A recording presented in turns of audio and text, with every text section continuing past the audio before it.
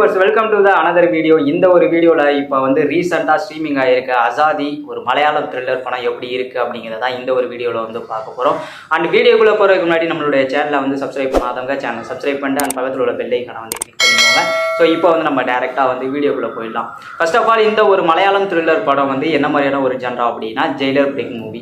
So ஒரு Jailer break படம் அப்படின்னாலே ஸோ அதோட பிளாட் வந்து ஒரு மினிமம் கேரண்டி ஜென்ரா அப்படின்னு தான் நான் அந்த ஒரு பிளாட்டை வந்து சொல்லுவேன். இதுக்குள்ள ஒரு இன்ட்ரெஸ்டிங்காக எப்படி வந்து ஸ்க்ரீன் ப்ளே பண்ண போகிறாங்க அப்படிங்கிறதா வந்து ஒரு மிகப்பெரிய இந்த படத்தோட ஒரு ரிசல்ட்டே இருக்குது அப்படின்னு தான் நான் வந்து சொல்லுவேன். கதையை பற்றி வந்து சொல்லணும் அப்படின்னா ஸோ நம்ம ரவீனா ரவி இருக்காங்க இல்லையா, ஸோ அவங்க வந்து ஒரு ப்ரெக்னென்ட் உமனாக வந்து இருக்காங்க. ஸோ அவங்க பாஸ்ட்டில் ஒரு மர்டர் வந்து பண்ணியிருக்காங்க. இப்போ வந்து அவங்க வந்து ஜெயிலுக்கு வந்து அதுக்கு வந்து போயிடுறாங்க அப்படின்னு தான் சொல்லணும். ஸோ அதுக்கப்புறம் வந்து அவங்க வந்து ஒரு மர்டர் வந்து பண்ணியிருக்காங்கன்னு சொன்னோம் இல்லையா, அவங்களோட ஆளுங்க வந்து இவங்களை வந்து ஜெயிலே வச்சு போட்டு தள்ளிடலாம் அப்படின்னு வந்து ஒரு பிளான் வந்து பண்ணுறாங்க. ஸோ இதுக்கு இடையில ரவீனா ரவியோட ஹஸ்பண்டாக இருக்கக்கூடிய ரகு, அவர் தான் வந்து ஸ்ரீநாத் பசி. ஸோ அவரும் அவருடைய அப்பாவும், அதாவது ரவீனா ரவியோட அப்பாவும் வந்து சேர்ந்து எப்படி இந்த ஒரு பிளானை வந்து முறியடிச்சு ஸோ அந்த ஒரு ஜெயில் பிரேக் பண்ணி அவங்கள வந்து வெளியில் கூட்டு வராங்க அப்படின்ட்டு இவங்க ஒரு பிளானை வந்து போடுறாங்க. ஸோ கடைசியில் வந்து இவங்க போட்ட பிளான் வந்து என்ன மாதிரி வந்து போய் முடிஞ்சிச்சு அண்ட் கிளைமேக்ஸ் வந்து எப்படி போயிட்டு நிற்கிது அப்படிங்கிறதா படத்தோட மொத்த ஸ்டோரி அப்படின்னே வந்து சொல்லலாம். அண்ட் இந்த படத்தோட சுவாரஸ்யம் அப்படிங்கிறது வந்து நான் அந்த கிளைமேக்ஸ் ட்விஸ்ட்டை வந்து ரிவீல் பண்ணாமலே வந்து முடிஞ்ச அளவுக்கு வந்து சொல்ல ஆரம்பிக்கிறேன்.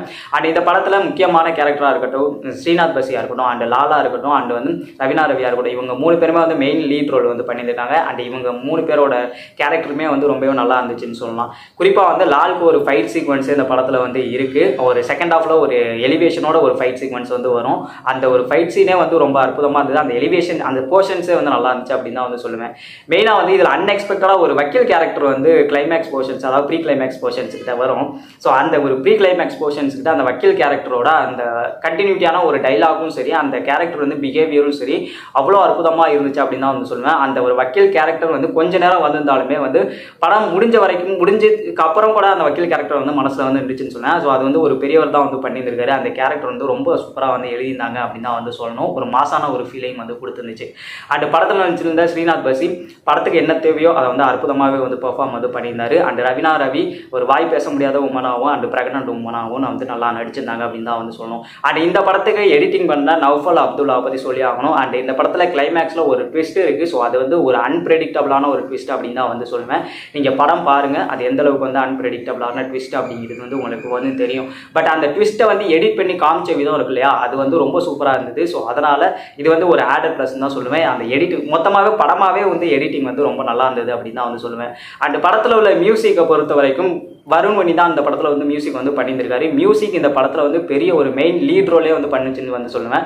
அண்ட் வந்து ஃபர்ஸ்ட்லேருந்து கடைசி வரையுமே வந்து ஒரு டோனில் வந்து மியூசிக் வந்து போயிட்டே வந்து இருக்கும். ஆசாதி ஆசாதி அப்படின்னு சொல்லிட்டு ஒரு மியூசிக் வந்து போயிட்டே இருக்கும். அண்ட் அந்த கிளைமேக்ஸ் அந்த ட்விஸ்ட் வந்து ரிவீல் ஆகிறப்போ ஒரு ரேப் போர்ஷன் வந்து ஒன்று வந்து பண்ணியிருந்திருப்பாங்க.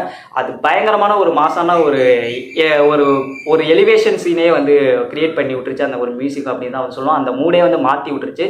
பயங்கர மாசாக இருந்துச்சு அந்த பிஜிஎம் வர்ற போர்ஷன்ஸ் எல்லாமே அப்படின்னு வந்து சொல்லுவோம். அதனால இந்த படத்துக்கு மியூசிக் வந்து வருண் வனியோட மியூசிக் வந்து ஒரு மிகப்பெரிய ஒரு ஆடட் ப்ளஸ் அப்படின்னு தான் நான் சொல்லுவேன். அண்ட் ரொம்ப லீட் ரோலே வந்து பண்ணியிருந்திருக்கு அப்படின்னு தான் நான் அந்த படத்தில் வந்து சொல்லுவேன்.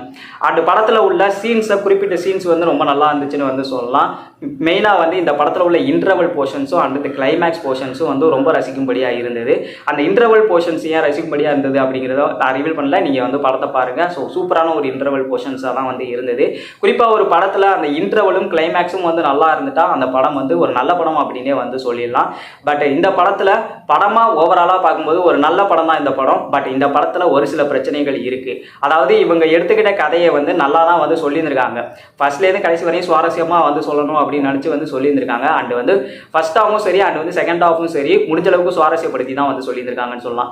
பட் ஃபர்ஸ்ட் ஹாஃபில் அந்த மிடில் ஆஃப் த போர்ஷன்ஸ் வந்து கொஞ்சம் லாகிங்காக இருக்கும். செகண்ட் ஹாஃபே போகும்போது கூட ஃபர்ஸ்ட் வந்து அந்த செகண்ட் ஹாஃப் ஆரம்பிச்சு ஒரு 10 minutes to 15 minutes வந்து எனக்கு படம் ரொம்ப லேக் ஆகுதுங்க, கொஞ்சம் லேக் அடிக்கிற மாதிரியான சீன்ஸ் வந்து இருக்குது படத்தில் அப்படிங்கிற மாதிரியான ஒரு ஃபீலை தான் வந்து கொடுத்துருது. அண்ட் நம்ம சொல்லியிருந்தோம் இல்லையா, கிளைமேக்ஸ் வந்து நல்லா இருந்தது அப்படின்னு வந்து சொல்லியிருந்தோம் இல்லையா, அந்த அன்பிரெடிக்டபிளான ஒரு ட்விஸ்ட் அப்படின்னு வந்து சொல்லியிருந்தோம் இல்லையா, அந்த ஒரு அன்பிரெடிக்டபிளான ஒரு ட்விஸ்ட் ட்விஸ்ட்டில் ஒரு எமோஷன்ஸ் ஒன்று வந்து இருக்குது. பட் ஆனால் அதை ஏன் இவங்க வந்து சரியாக வந்து கன்வே பண்ணல அப்படின்னு தான் வந்து நான் நினைக்கிறேன். நான் எதையும் ரிவீல் பண்ணல. இங்கே வந்து ஒரு 2 கேரக்டர் வந்து இருக்குது. ஸோ அந்த 2 கேரக்டரோட ஒரு எமோஷன்ஸ் வந்து அந்த சீனில் வந்து இன்னும் நல்லா இருந்திருக்கணும். பட் மாசாக தான் எலிவேஷனாக தான் காமிச்சிருக்க வந்து ட்ரை பண்ணியிருக்காங்களே தவிர அந்த எமோஷன் போர்ஷன்ஸை அந்த பக்கமே ஏன் போகலை அப்படிங்கிறது வந்து படம் பார்க்கும்போது எனக்கு ஒரு கேள்விக்குறியாக இருந்தது. பட் அந்த ஒரு கிளைமேக்ஸ் ட்விஸ்டர் வந்து நல்லா இருந்தாலும் பட் அதில் ஒரு எமோஷன் இருக்குது, அதை விட்டுட்டாங்க அப்படின்னு தான் வந்து சொல்லுவேன். மெயினாக இப்போது இந்த படத்தை ஒரு மொத்தமாக வந்து பார்த்தோம் அப்படின்னா படத்தில் வந்து நல்ல போர்ஷன்ஸ் அந்த நல்ல திரைக்கதையெல்லாம் வந்து நல்லாவே வந்து பண்ணியிருக்காங்க. பட் இன்னும் ரைட்டிங்கில் வந்து மெனக்கெட்டு இருந்துக்கலாம். அந்த ஃபர்ஸ்ட் ஹாஃப்லையும் சரி செகண்ட் ஹாஃப்லையும் சரி அந்த இடையில லேக்கிங்கான சீன்ஸும் அந்த வந்து எமோஷன்ஸ் வந்து கிளைமேக்ஸில் வந்து கொஞ்சம் கன்வே ஆகாமல் போயிடுச்சு அப்படின்னு நான் சொன்னேன் இல்லையா. இதை தவிர்த்துட்டு நீங்கள் படத்தை வந்து பார்த்தீங்க அப்படின்னா ஆக்சுவலாக இது வந்து நல்ல படம் தான். பட் வந்து பார்க்கணும்னு நினைக்கிறவங்க கண்டிப்பாக தாராளமாக நீங்கள் இந்த படத்தை பார்த்துருக்கலாம். இன்னும் கொஞ்சம் வந்து ட்ரை பண்ணி மெனக்கெட்டு இந்த படத்தில் ஒரு ரைட்டிங்கை இன்னும் கொஞ்சம் பெட்டராக ஆக்கியிருந்தாங்க அப்படின்னா இந்த படம் ரொம்பவே நல்ல படம் அப்படின்னு நான் வந்து சொல்லியிருந்திருப்பேன். கொஞ்சம் நழுவ விட்டாங்க அப்படின்னு தான் வந்து சொல்லுவேன். பட் இருந்தாலும் இந்த படத்தை நீங்கள் தாராளமாக வந்து பார்க்கலாம். இந்த படம் இப்போ OTTயில் அவைலபிளாக இருக்குது. ஸோ பார்க்கணும்னு நினைக்கிறவங்க தாராளமாக இந்த படத்தை ஒரு டைம் ட்ரை பண்ணி பாருங்கள்.